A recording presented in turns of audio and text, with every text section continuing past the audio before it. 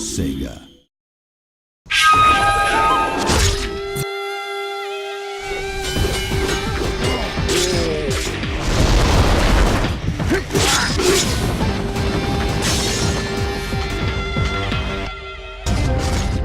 Shinobi is very fundamentally a side-scrolling action game.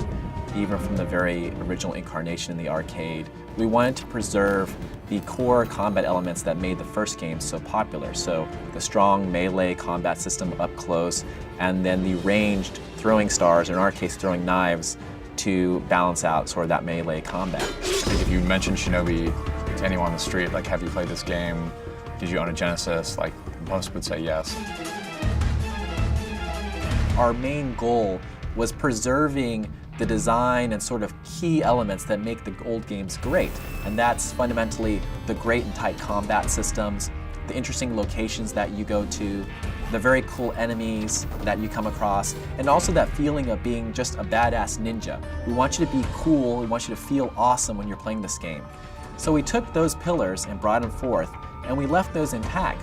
But we also expanded upon stuff, so we added more combat moves. The original game was one-hit kills, both in you taking out enemies, but then also you taking damage and dying, so it was really pretty intense. But as the games have progressed, they've become a little bit more involved in the way that you can actually dispatch your enemies, the ways that you can actually combat them. Artwork in Shinobi has always been a very difficult thing.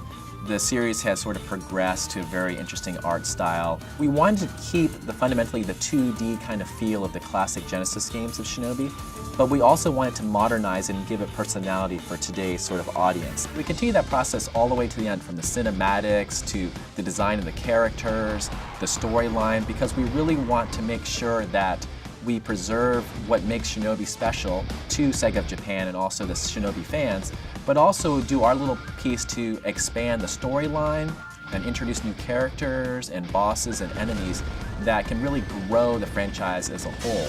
We're expanding the lore of Shinobi, we're expanding the characters, we're expanding the backdrop. We have a game that started on the arcades that is very like a quarter muncher. Once they hit you, you're dead. There's a lot of interesting aspects of the 3DS that compelled us. There was the 3D aspect of the system, and we felt that that could add a nice sense of depth to the worlds that we're building for Shinobi.